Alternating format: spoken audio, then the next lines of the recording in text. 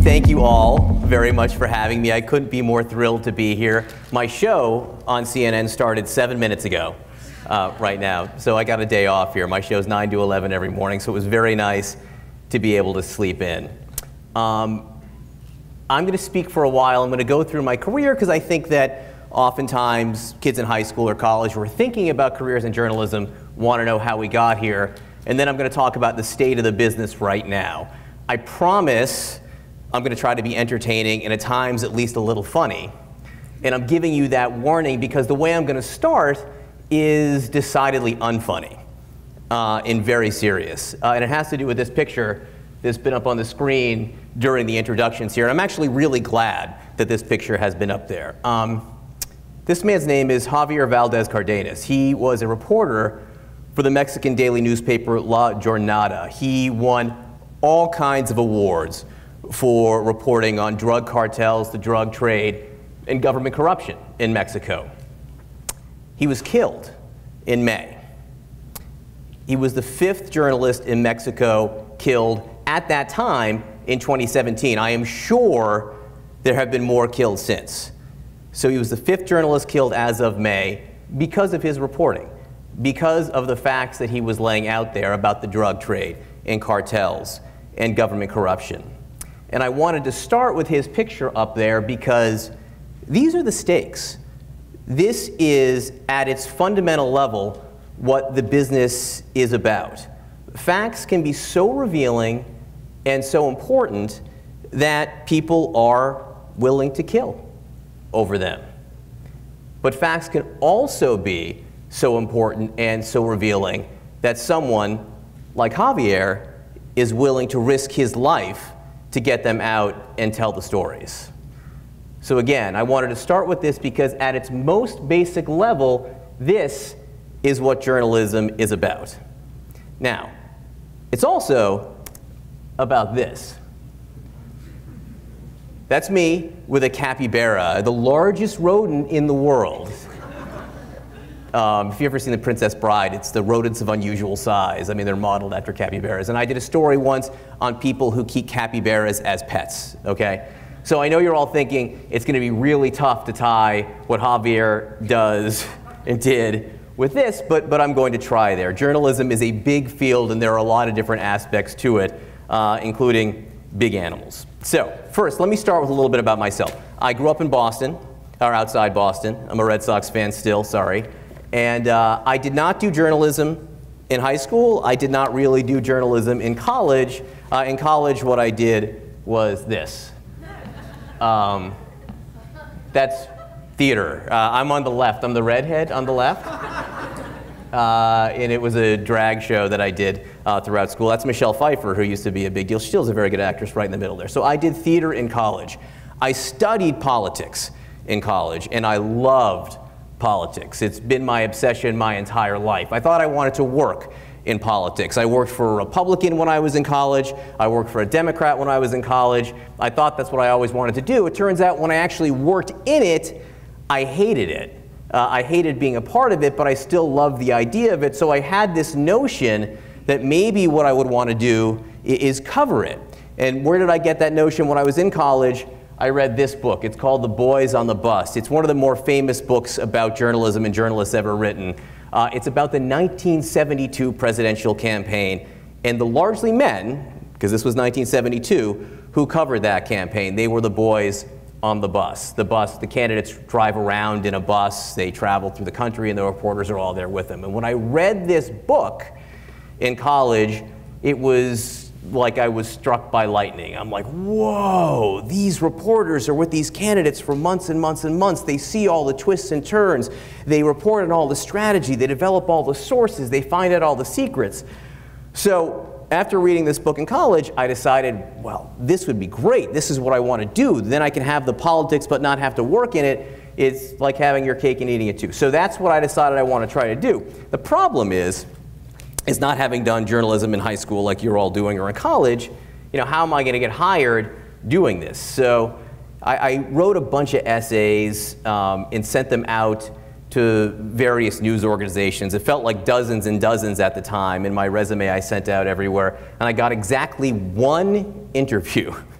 I got one interview, and it was at ABC News, where ultimately I got hired as an intern first, and then an overnight desk assistant. When I say I got hired, I got hired largely because my college roommate's stepfather pulled strings for me. It took that to get in the door there. So my first paid job in journalism was 1995 as an overnight desk assistant, weekend desk assistant at ABC News. What that meant is I worked from midnight to 8 a.m.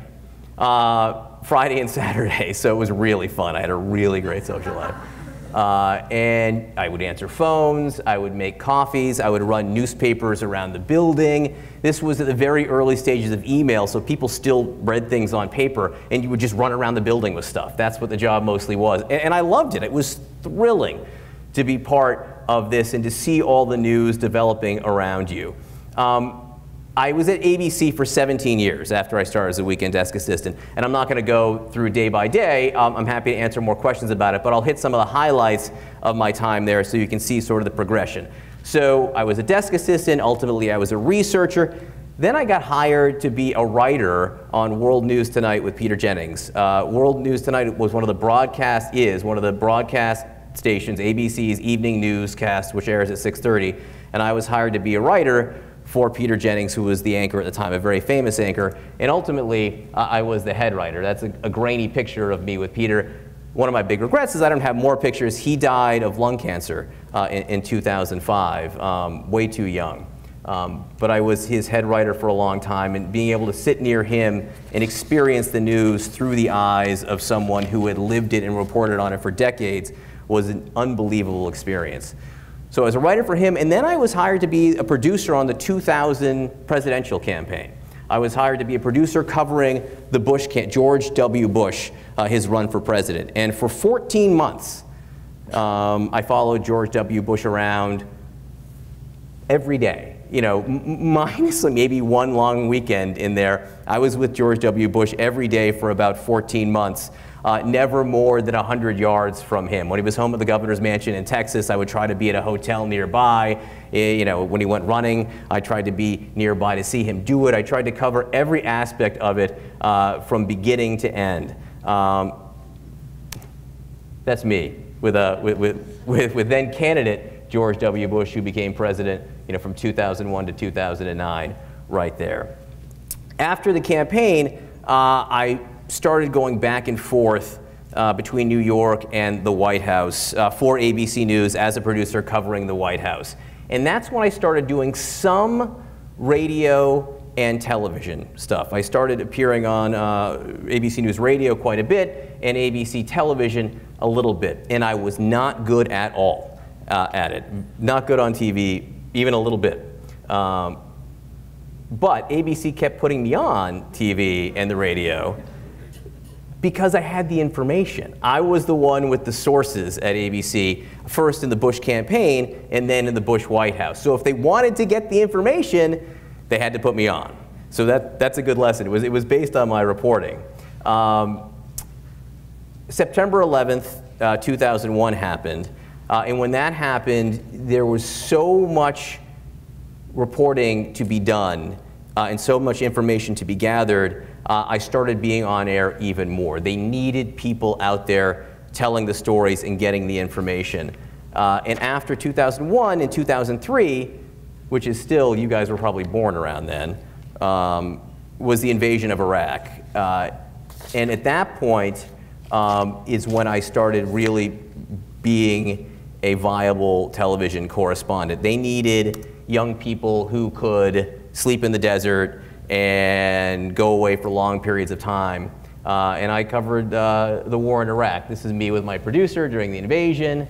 That's me. Everyone thought that Saddam Hussein in Iraq had chemical and biological weapons. So all the soldiers and Marines and the reporters were all outfitted with these suits, which were to protect you from a gas attack. The problem was you're in the desert and it's about 130 degrees and you're wearing long sleeves with inch-thick fibers there, so that wasn't very fun. So I was back and forth from Iraq about 10 times over a several-year period. War coverage was a big part of what was going on in the journalistic world. After enduring the war coverage, I covered more campaigns in 2004, 2008. I covered Barack Obama's first run for the presidency in 2008, and got to do what I set out to do, which is to be a political reporter. It was everything that I ever wanted. It was everything to me, for sure. So that was thrilling. After 2012, I came to CNN. I've been at CNN since 2012. First, I was the anchor of Early Start, which is a show that airs from 4 to 6 a.m., which is very early, which means I got up at 1:30 a.m. in the morning every morning. I don't miss that one bit. I'm happy to talk much more with you about my time at CNN.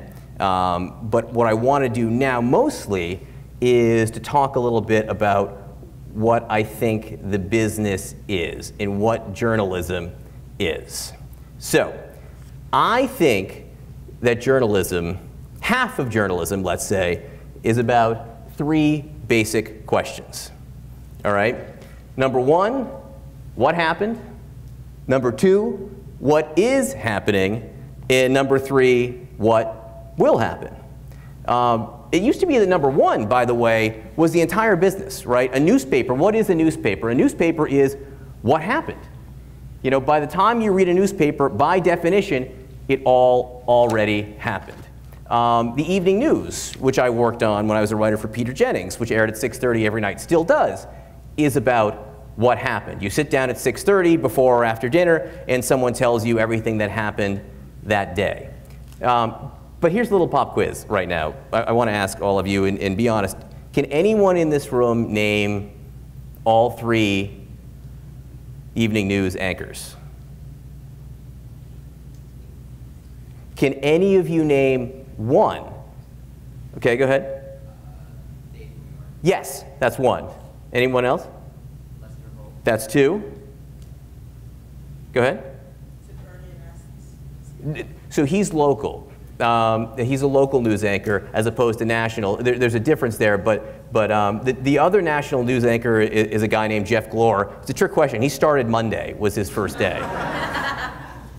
But there's a time, not terribly long ago, 20 years ago, where all of you would have been able to name all 3. And this isn't about you. It's not your fault you don't know them. It just goes to show how much the business has changed and how much less a part of our daily lives the evening news is, because what happened, you already know, right? You all already know what happened. You know what happened at 7 o'clock because you've checked it on your phone by now. So if you're waiting till 6:30 to be told what happened, or if that's your only job or all you're doing as a journalist, then you're failing because people already know. So number 2 is what is happening. And this is CNN's bread and butter. Happening now. You ever hear Wolf Blitzer say that? I say it too occasionally because I want to be like Wolf. But you know, you'll come back on TV and he'll say, happening now. Well, that grabs you as a viewer because you want to know what's happening now. And CNN is one of the few places that can show you what's happening now all over the world because we have cameras there. Also, is one of the only places that can. You can't find out what is happening now, or it's harder on social media. People can tweet about it, they can post on Instagram, but they've got to post a whole lot if you're going to keep up with it. So happening now, what is happening now is one of the few things that cable news can still provide that no one else can provide. Let me show you a video here. All right. Very few people out and about. It would be hard to be outside right now. The National Weather Service just put out an advisory for downtown Miami, and Miami is a very tall city, a lot of high-rises here, and they are saying that there are 100-mile-an-hour wind gusts at these high-rises. Stay away from the windows. Even though the eye of this storm did not hit Miami, there's been concern about that. This storm moved west, heading for Fort Myers and Tampa. Not the worst of the storm, but we still damage that this huge, wide storm has caused and is still causing. Water waist deep in some places there. Biscayne Bay has broken through in some areas and starting to flood all Also here in Miami, we have seen that crane collapse. A crane collapse in a building under construction after there were reports of wind gusts of 100 miles an hour up high. I can tell you, I believe that. Again, just the beginning for what will happen in Florida as this storm has made the turn and heads right towards where Chris Cuomo is in Naples. And Chris, I've been listening to you, hang in there. If it's anything like it's been in Miami, it's going to be a problem for many, many hours. All right. Anyone want to take a stab at why I did that? Why I put myself through that? Anyone? Why do silly news anchors stand outside in the middle of a hurricane? Anyone? Go ahead. So, yes. The answer is, she was saying sometimes people don't believe it unless they see it. That's an elegant way of how we justify it, which is to say we want to show people what the dangers are so they don't go out in it themselves. That's how we justify it. There are other people who might suggest we do it because it gets you to watch and we're trying to get eyeballs on the screen. That's part of it. I mean, it's not bad television to see a guy like that get tossed around in the wind. But part of the reason is to show you what is happening. This is a hurricane that is happening now, and it's dangerous. That was in September. That was Hurricane Irma, which hit Florida in September. It was one of the 3 hurricanes that hit this year. Harvey was in Houston. It dumped 50 inches of rain. And then Maria is the thing that devastated Puerto Rico. Irma, at the time, we thought was going to be even worse. It ended up not doing that much damage to Florida. But I was struck the day after that this video was shot, walking around Florida and Miami, how many people there told me, we watched you all day yesterday. It was so, it was a relief to see you out there. It was soothing to know what was going on. We needed you telling us where the storm was and what it would be. And if that's a good enough reason to do this. Now, if it got much worse than that, I tell my mother and my wife that I would have gone inside. It was right on the cusp of being too dangerous to be outside. The water was it looked like it was right behind me. The wind wasn't blowing that way, so most probably I wasn't going to be blown into the water, probably.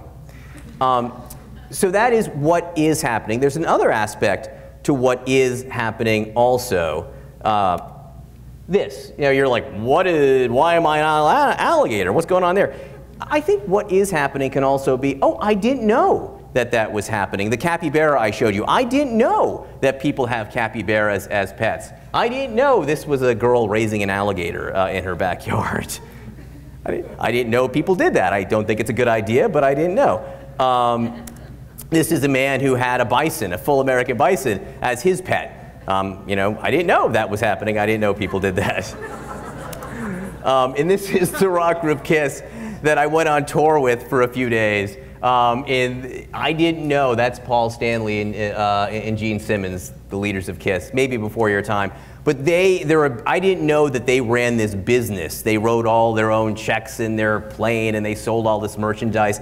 I didn't know that was happening, right? So that can be what is happening. Journalism can tell you that. And then number 3 on that list is what will happen.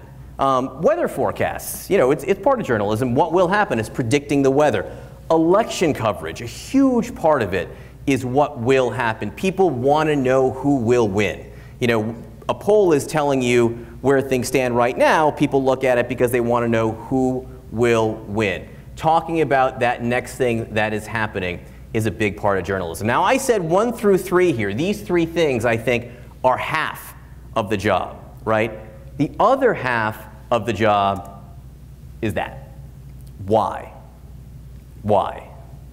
Why did it happen? Why is it happening?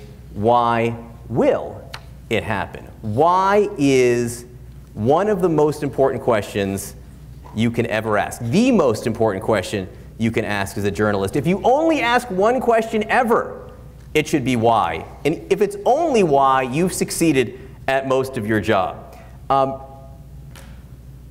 There are different ways of asking why, right? One of the ways to ask why is to ask, does it have to happen like this, right? Who wants it to happen like this? It is the job of journalists to speak truth to power.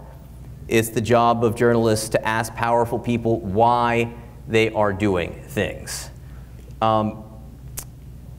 It's no mystery right now that the journalism profession is under attack from a lot of different people. You saw Javier, the very first slide I put up there, literally physically under attack in some places, in other places, rhetorically under attack. You hear phrases like fake news. You hear phrases like alternative facts. Facts are facts. What is the t-shirt? Did someone read the back of one of these t-shirts from the Oracle right now?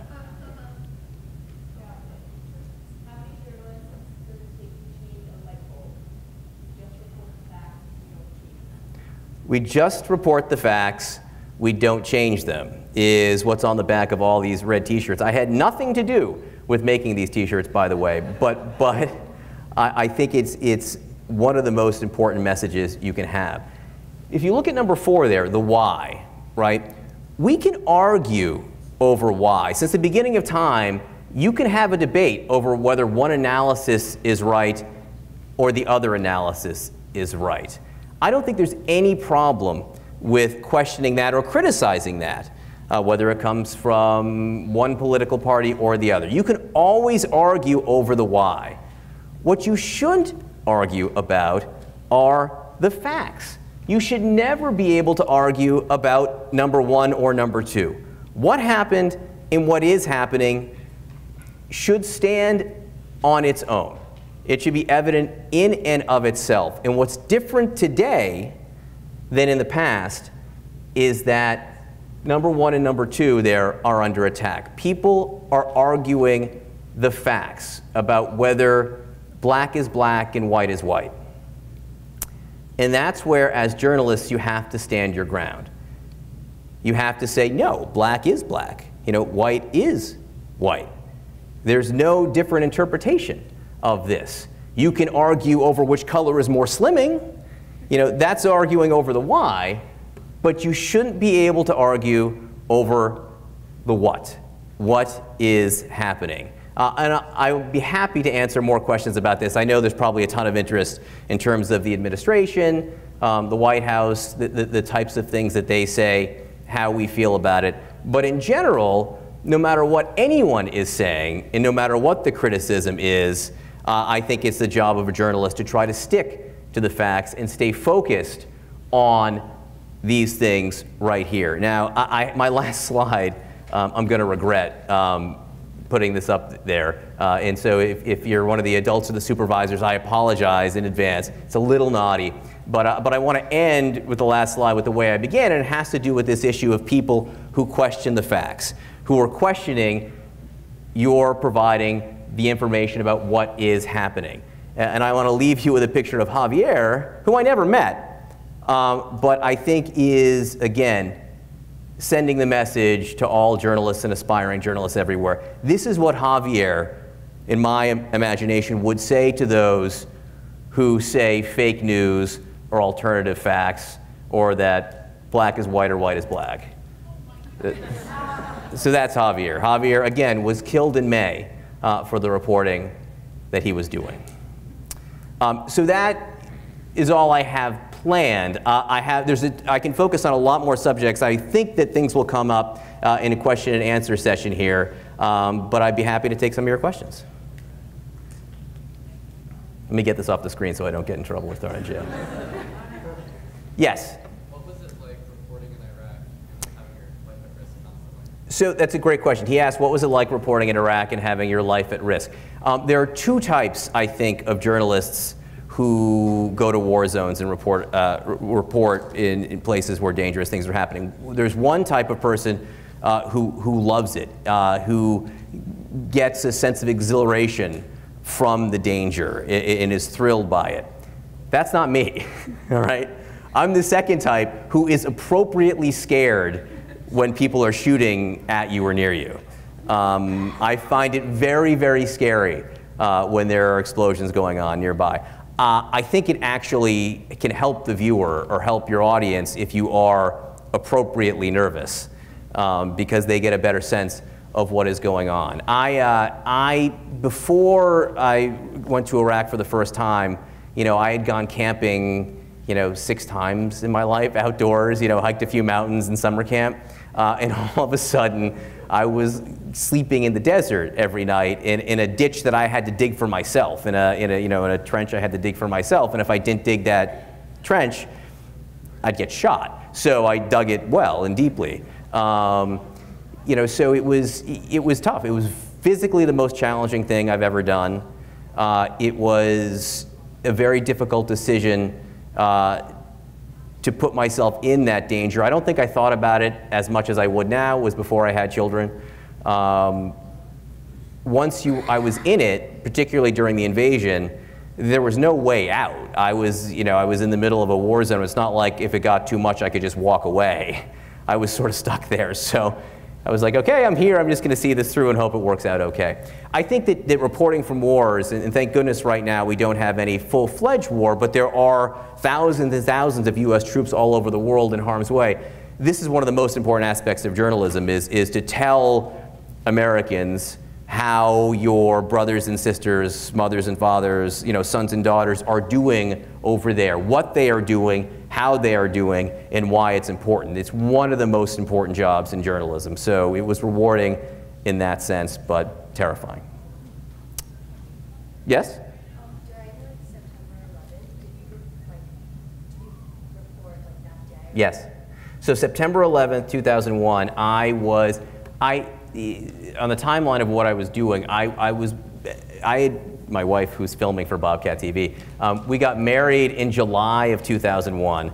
I took most of August off because I hadn't taken a day off in 2 years, and I'd been with George W. Bush full time, so I took most of August off. I went back to work basically September 3rd or 4th, and had been back on the job for a very few days, and at that point it was the first chance they gave me to be a full-time correspondent, a full-time on-air, so I had just started being full-time on-air. I got in the subway. We lived on the Upper West Side of Manhattan. Got in the subway, got out of the subway, and was walking into the building, and one of my colleagues said to me, "Did you just hear that one of the towers was hit?"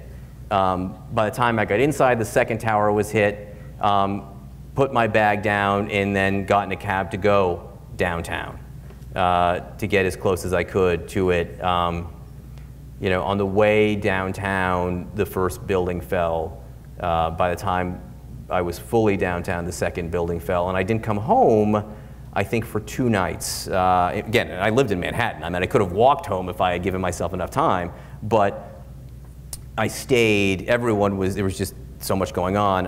I slept. The ABC took over a tiny hotel as close as it could get to Ground Zero, and then rented out some person's apartment near there. So I stayed for 2 nights down there, and then ultimately got home. So yeah, I was there that day for sure. Yes? What's been your favorite story or My favorite story, or the most intriguing to report on. There are 2 types of things that I love. Three things. So one, politics. I love campaigns. I just love campaigns. I love sports in campaigns for the same reason. I just think it's just thrilling. I love the strategy. I love the twists and turns. I love the challenge of trying to get people to tell you things they don't want to tell you, developing sources over time, and all that. I love that. I love wacky feature stories, like about the animals. I just think they're fun and funny, and I think people need a break. The reason I started doing dumb stories about big animals was because I was going to Iraq every 3 months, and I was staying there for a month at a time, and I would get back and I would want something to smile about. I'd want to do something that made me happy and made the audience happy, so it was a diversion. So I love that. And it's not just dumb animals. I mean, I love doing, there are feature stories about people, getting to meet people who you've heard about and learn more about them. And I've been able to interview some people that I just are really, really. Stephen Sondheim. Are any of you into musical theater? You know Stephen Sondheim? Stephen Sondheim is one of the great lyricists of all time. Wrote some of the great music of all time.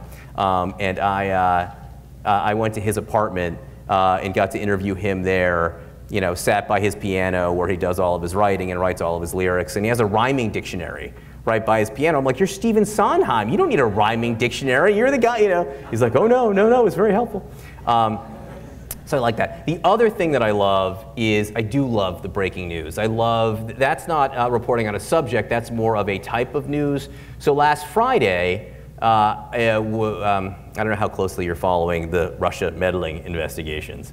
But last Friday, Michael Flynn, who was the president's national security advisor, pleaded guilty to lying to the FBI. Well, my show's 9 to 11, right? So I'm on TV at 9:10, and my producer gets in my ear. Actually, I saw it on Twitter. I follow Twitter while I'm on TV during the breaks or during other times, because it's a good way of seeing what's going on. And I saw, you know, hearing Michael Flynn might plead guilty. I asked my producer, what's going on? And she says, yes, we're getting this in. We're going to go to commercial and come back with that. I'm like, okay. So we went to commercial. We came back on at 9:14, and the rest of the show was breaking news about Michael Flynn pleading guilty. First, we were getting the information and figuring out exactly what was going to happen. We saw Michael Flynn arrive at the federal courthouse. He went in and pleaded guilty during the show. And all of a sudden, you're narrating life, right? You're walking people through this moment in history. And it seems like the last couple years, we have a lot of these moments in history that you're narrating. And I love that. It's trying to process the information as it's coming in and make it relatable to people, I find to be incredibly rewarding. Yes? How difficult is it to change gears during a broadcast when you get breaking news like the Michael Flynn story? How hard is it to change gears in the middle of a broadcast when there's breaking news? It's hard. There's two aspects of it. There are two things that are hard. Number one is, you know, you've planned all night and all morning for a broadcast, and you're really married to this, you know, the next 3 segments that you'd scripted out and planned and the people you were going to interview. So on the one hand, you're like, oh, all that work for nothing. It gets thrown out the door. And the other thing is that, you know, you don't always know everything, right? You don't know what's happening. The information is just coming in. Michael Flynn's not the best example of that. Some of the best examples of it are for the worst things, right? A mass shooting, Las Vegas, where 58 people were killed. That happened overnight. And, you know, first you don't know what's going on. You don't know. You know that someone opened fire. Well, who opened fire? Where'd they open fire from? Was it one person? Las Vegas is a perfect example. I've covered way too many mass shootings. They're a horrible fact of life right now. But one of the things that almost always happens is when you get the first reports, you hear, you know, witnesses say there were multiple shooters. Most of the time there aren't. Almost never are there multiple shooters. It's almost always one shooter. So you're hearing these from these witnesses, and you have to say, well, wait a second, let's wait and see till we get an official response. So you've just got to take it step by step. It's hard. The challenge is only reporting the things that you know, for sure, and being transparent about what you don't know, which is to be honest with the audience. You know, we do not yet know the identity of the shooter. We're still waiting to hear. Witnesses say they saw 2 shooters, but we don't know for sure. I think being transparent is the most important thing about that. And, you know, and if you go back and rewatch coverage of breaking news events, it's not that they were wrong, but there are almost always things that turn out to be different than initially reported, for sure. Yes? You brought up the phrase fake news. Yes. I know that's something CNN has been accused of. How would you define fake news, and how do you recognize it? So fake news, the question was about fake news. How do I define fake news? So the fake news as a term started being used last year during the campaign for literally fake news, which is some of these stories that were appearing on social media, whether it was planted by Russian intelligence or other people in the United States, about things that were not true, things that did not happen. You know, there's one story out there as an example, Denzel Washington, who's the actor. There's one story that keeps getting sent around where Denzel Washington, they claim, you know, was very critical of President Obama and said that President Obama was the worst president ever. Well, he never said that. It never happened. It didn't happen. Someone wrote it, and it got sent around on Facebook to 1 million people. That is fake news. There's a pizza parlor in Washington, D.C. that last year during the campaign, someone wrote, that there was a child sex ring being run out of this pizza parlor in New York, and that the Clinton campaign had connections to it. That's a fantasy. It never happened. I mean, it's fake news. There's nothing real about that story except that this pizza place exists and is a place a lot of people go to. And after these stories came out, someone went in and shot up the pizza place because they believed it. That's fake news. Now, what's happened since then is there are people, including the president, who have co-opted that phrase and now use that phrase to describe news they don't like. It's not that it's fake, it's that they don't like it. And I think when it comes to criticism, I have broad shoulders. I don't mind people, telling me I'm ugly, that they don't like my stories. They can say whatever they want about me. What I don't like is when people start running down the profession of journalism. It's too important. And when you start to shake people's confidence in journalism writ large as a profession, it's a real problem for the country. Because if we don't have shared facts, those three things I have, if we don't all agree what is happening, it's really hard to come together at moments when you need to come together. You've got to have that common understanding of facts.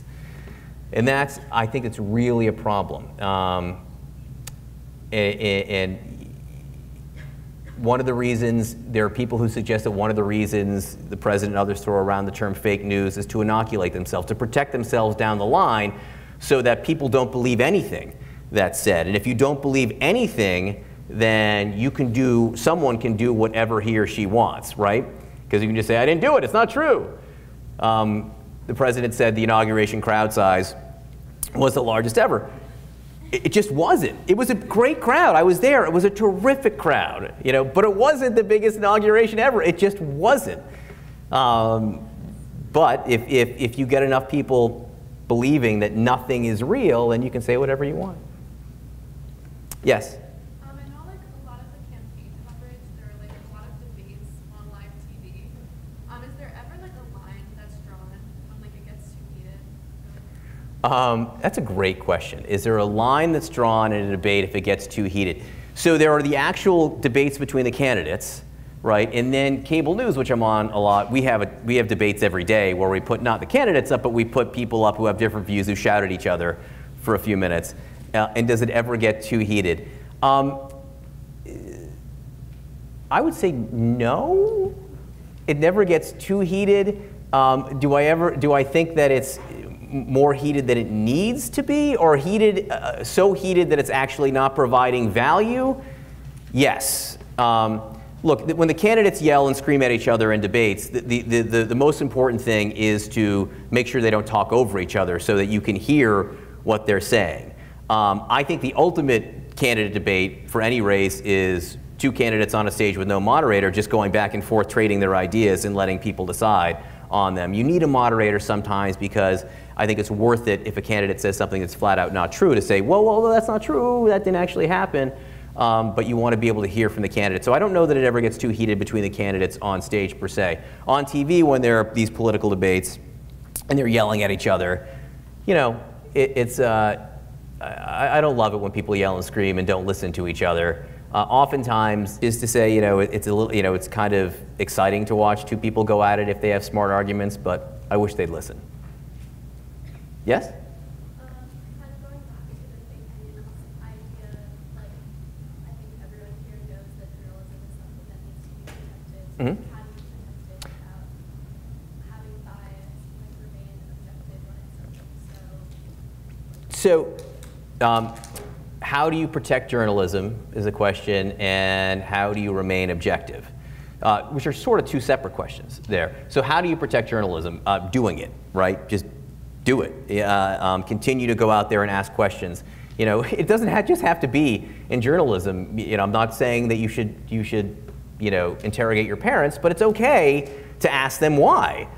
which I'm sure you've all done from a very early age. You know, why do I have to eat everything? You know, why do I have to eat the vegetables? You know, asking why is an important thing at home. It's important in school. It's important everywhere. Keep on asking those questions.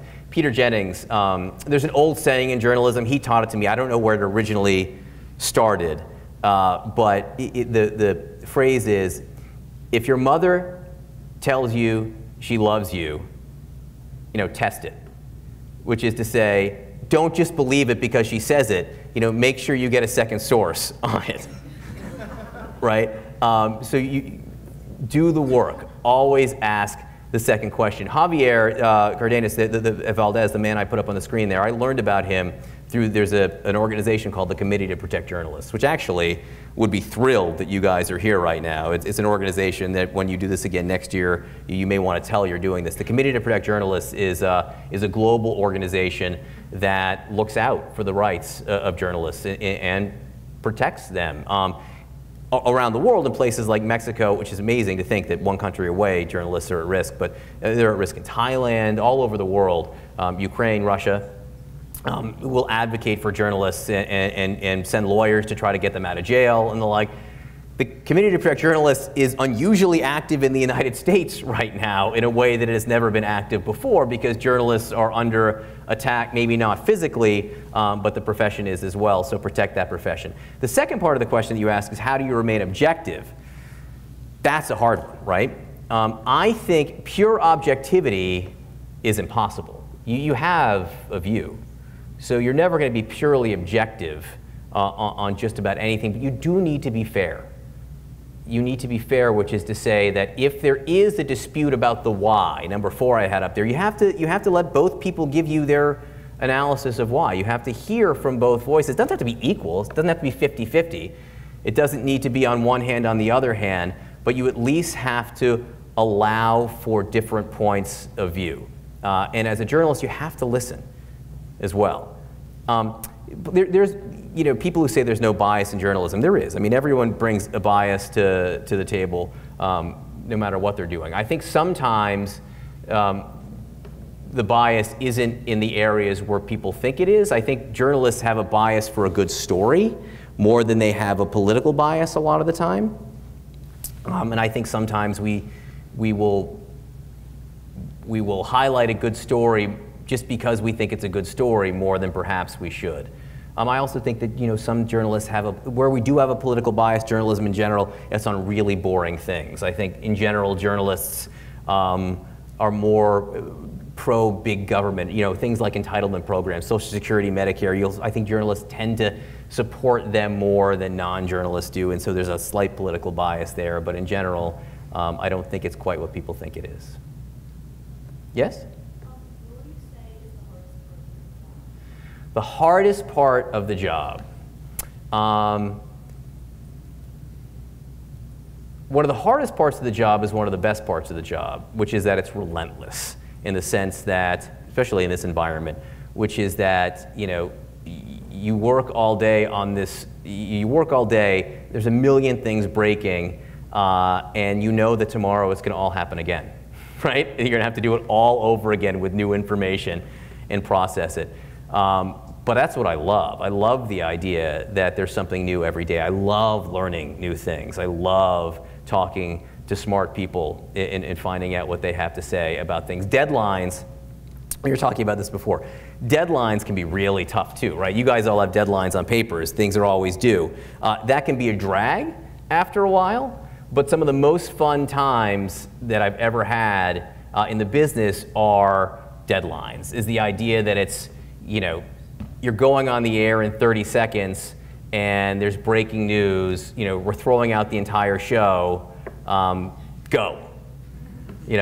And there's just such a rush there. When I told you I'd be willing to tell you more. When I was a writer at World News Tonight, there was you guys know Versace? Versace is a fashion label. Well, there was a man, Gianni Versace, who was killed. He was the fashion designer. He was murdered in the late 90s, and there was a manhunt for the killer, okay? So they caught the killer, or the killer was caught in a shootout with police, and it happened at 6:38. The evening news began at 6:30. At 6:38, we get word that there's this shootout with the killer of Gianni Versace. This is my second week as a writer on World News, as a writer, a news writer. And so the executive producer, the boss of the show, calls me from the control room and says, you need to write a page. You need to write the story of this shootout going on in Florida. And I say, and I'm 24 years old in my second week doing this, I'm like, okay, you know, how long do I have? And the answer was, until the end of the break. So you know, you have 2.5 minutes to write this story, which is terrifying, but it was also thrilling. I remember, my memory of it is like having my hands on the keyboard, just banging them on letters, hoping that they were coming out in some kind of coherent way. So that can be one of the hard parts of the job. You know, there are people who now say, my friends in the business, who say that the attacks that we weather every day wear them down. For me, it does. They inspire me. It makes me think that what we're doing is even more important. But that can be hard too for some people, legitimately hard. Yes? In that vein, have you ever been part of the White House press briefing? Yeah. Oh, sure. What is that like now? So the White House press briefing, which you sometimes see on TV, Sarah Sanders is the White House press secretary. It didn't used to be televised. I mean, there have been White House press secretaries for decades and decades and decades, and once a day they would come out and talk to reporters, and it started decades ago just to tell them what the president was doing and a check-in with the journalists so that they could ask some questions. It started being televised every day during the Clinton administration in the 90s. And it becomes a little bit of theater where you have reporters going back and forth with the press secretary on things, and people watch. You know, the White House press corps is a unique thing. Many of those reporters work in the building. You know, we have an office. CNN has an office in the White House, in the West Wing. When I was at ABC, when I was in the White House booth for ABC, which again, as a journalist, it's thrilling. I mean, your little cubicle is 100 feet, less than 100 feet, 90 feet away from the Oval Office. You know, the briefing room is right there. I think the White House briefings can be unnecessarily confrontational, where reporters go out to play gotcha with the press secretary goes out to play gotcha with the reporters, and it doesn't need to be like that. And it gets to be too much sometimes, but I do think there are moments where it is important, that confrontation is important. You know, it's important that people see us asking the questions, and it's important for people to see an administration, and it's Democrat and Republican administrations, who don't answer the questions. It's important to see how they answer, if they answer, when they don't answer. And sometimes it's the only point of contact you have in a day, in a 24-hour period, with the administration. I don't know if that answers the questions fully, but It seems like they do kind of both ways give enough rope to hang themselves sometimes. sure. Yeah, no, and look, there are people who are better at it than others. The briefers better than others. I mean, there have been press secretaries who were picked because they would not make news, because they would be so boring that no one would ever air or report anything they said. And now it's sort of the opposite of that. Now they go out to score some points. In the back?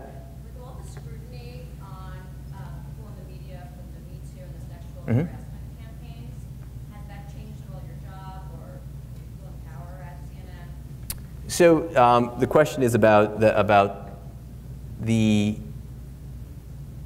huge number and growing number, and I think probably not ending number of stories that have come out about people, particularly women, being harassed inside the workplace, particularly the media environment. Has it changed? No, because well, it's changed in the sense that you assume that there will be more coming, and it won't be surprising. I think it's only good. I think it's a great thing. It's been going on in every industry for way too long. I think the media business is, prone to it for the same reason that politics are, because you have these silos of power and people who behave in ways that in the past there haven't been repercussions, or it's harder to bring the repercussions.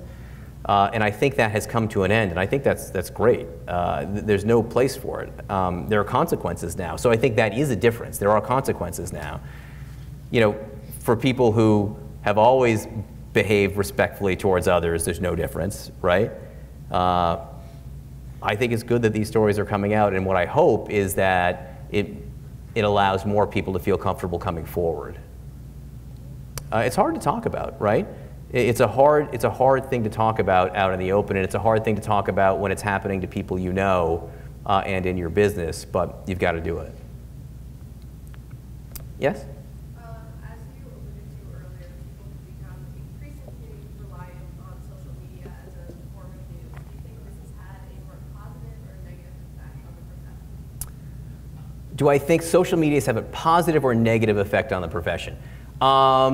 The sort of the cop-out answer is both.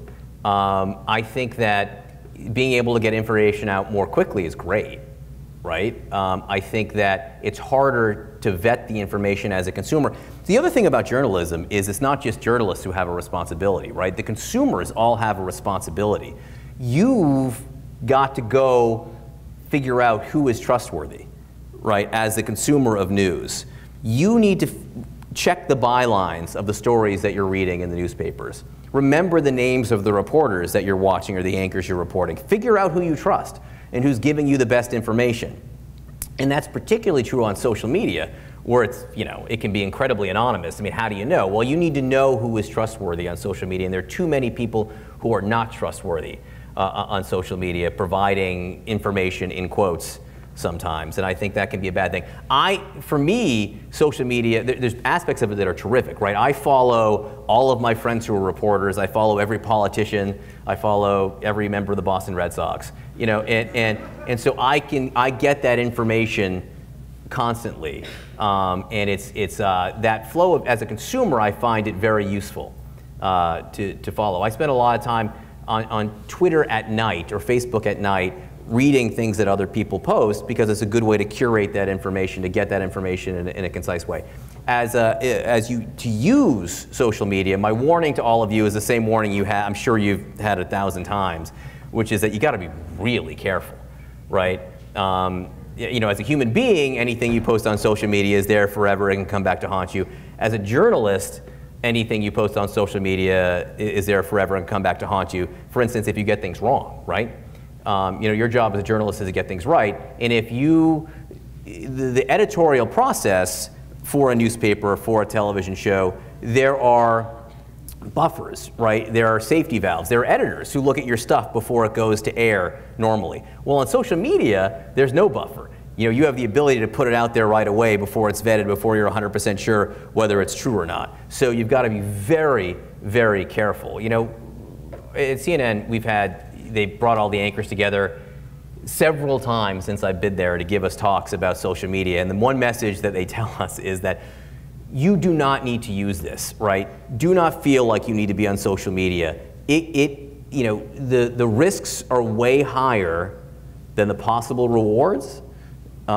You can get fired for what you post, but you will never win a Pulitzer Prize for what you post on social media. So be very, very careful about that. Does that answer the question? Yes? So what do you think about, like, on Snapchat, there's a CNN story that goes up every single day. And so do you think that that's the future of media, like where it's going? Or do you think like TV news will become that? That's a great question. The question is Snapchat, and do I think that news is going the way of social media, or do I think it's a place on television? I actually had thought about at one point including a big section on this in my talk. Let me ask you all this, and I want you to be brutally honest, okay? How many of you have ever seen me on TV? Don't lie. So it's like less than half, right? Less than half. You guys are journalism students, which means you're interested in it. I'm on TV every day. Granted, you're at school, but I'm also on TV at night, and I've been on TV for 15 years, your entire life. And half of you have never seen me, which is telling, which means that younger generations right now at this stage of your life television news isn't part of your life. Again, this isn't about you. I'm not saying you guys aren't interested. I know you're interested in what's going on in TV, but it shows that we're not reaching your generation in that way. I do think that as people get older, even with the rise of social media and the fragmentation of the business, that you will all watch TV more. It just happens. You know, when you get jobs and you get kids, there's a TV there and you turn it on. Or when you have a desk with a computer that you're sitting behind all day and there's a breaking news event, you put CNN up for that breaking news event. The way the business is going, I don't know that there will be a differentiation between screens.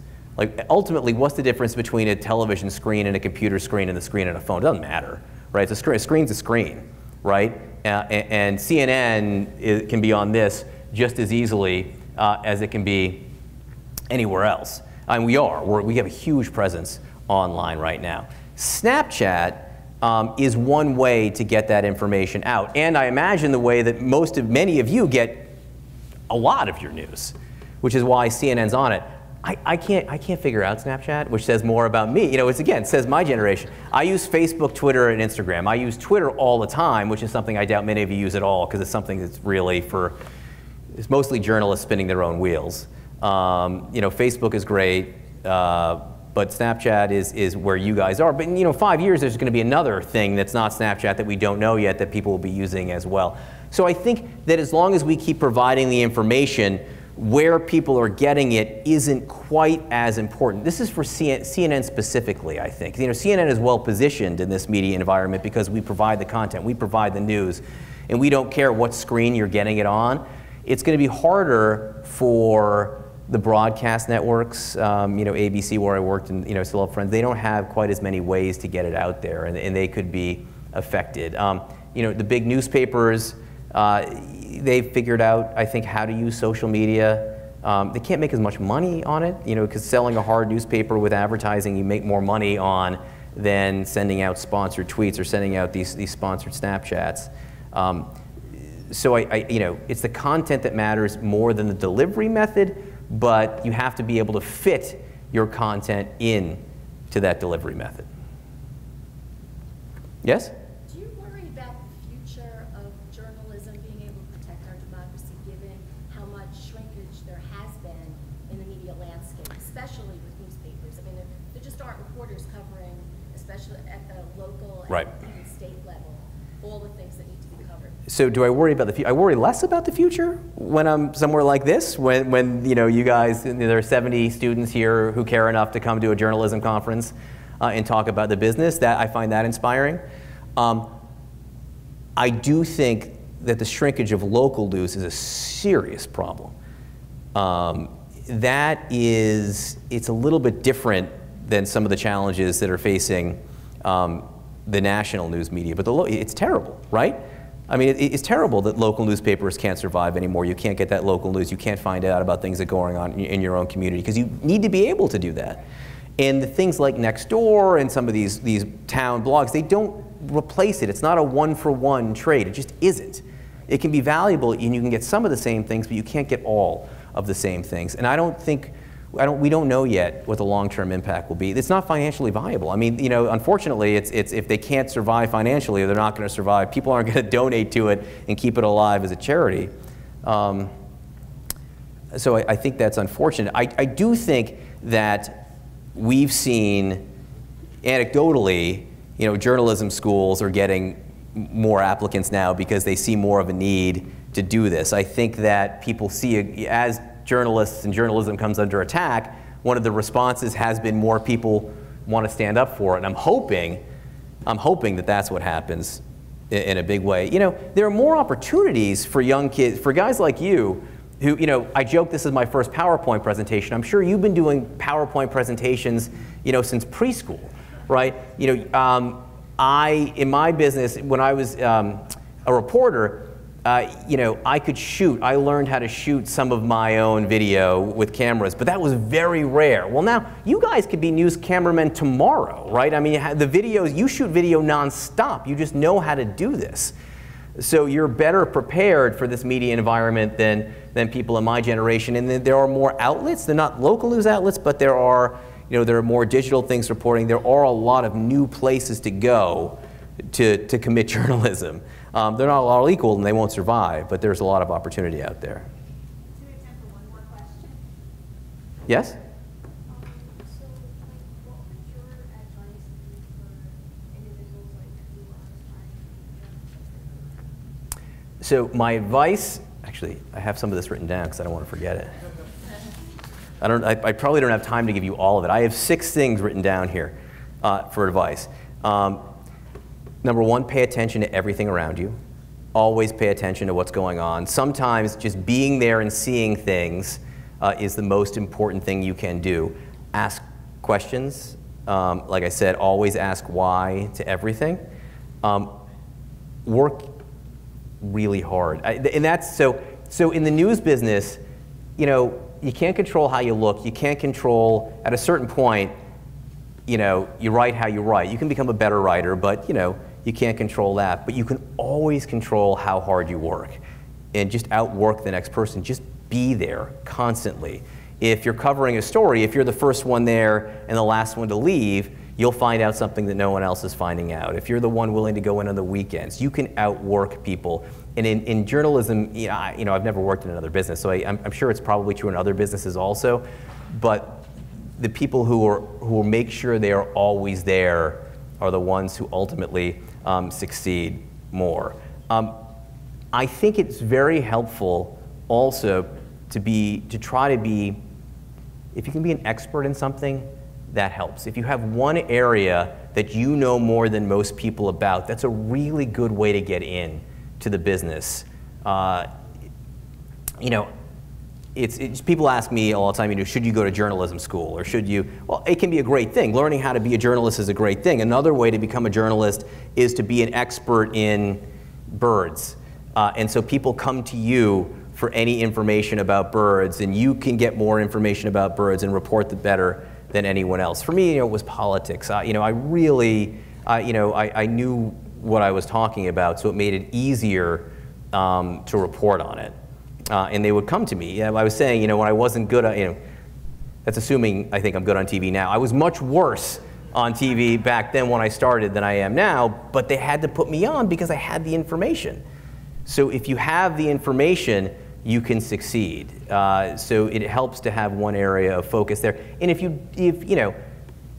when you go to college, working in the school paper is terrific. But if you want to take a year off from the school paper, then go learn about one thing really, really well, and that will serve you well in journalism after that. So I think that's how I would do it, for sure. Thank you.